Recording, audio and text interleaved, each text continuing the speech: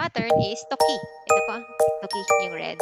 So, dyan, ang rules na kailangan natin sundin ay kapag verb, kailangan naka-dictionary form. Kapag verb naman na negative, nai form plus toki. Pag i-adjective, may i. Hindi mo na kailangan tanggalin, meron siya. Kapag na-adjective, may na. Okay? At pag noun is no.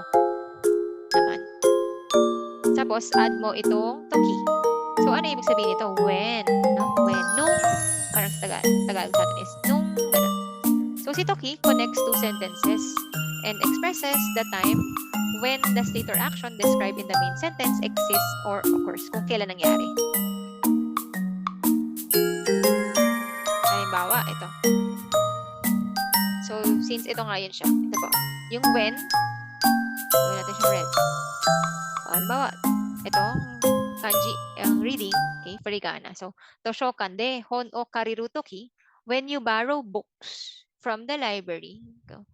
So, ito, kado ga irimasu. You need a card. Okay? So, yun po yung toki doon. So, siya si when. Parang sa atin, ano, no? Pwede siyang kung or kapag.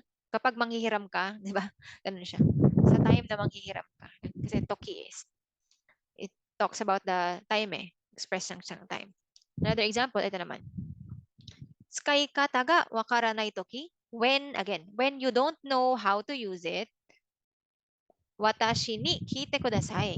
Ask me. Okay? Tanungin mo ko kung hindi mo alam gamitin or kung hindi mo alam kung paano ang paggamit. So, yun si toki. So, meron tayo dito, sa unang example natin, dictionary form. So, sa next example natin, naka-nai form. Na? Ano pa yung next? Halimbawa, ito naman. I-adjective siya. Ito. Pag i-adjective, as is pa rin yung adjective natin, plus toki. So, karada no choshi ga warui toki, when I'm not in good shape, masama yung pakaramdam niya. Genki cha o nomimasu. I drink genki cha. Okay, so that is for i-adjective. And then kapag naman na-adjective, nandyan yung na, hindi natin tatanggalin. So, halimbawa, hima na toki. Ito siya, oh. Ito is hima. So, hima na toki, na-adjective yan. Uchiye asobi ni kimasen ka? Won't you come to my place when you are free? Kapag naman noun, anong sabi natin sa rules? May no kapag noun. So, ito siya. So, tsumaga, byoki no toki. Byoki is sakit.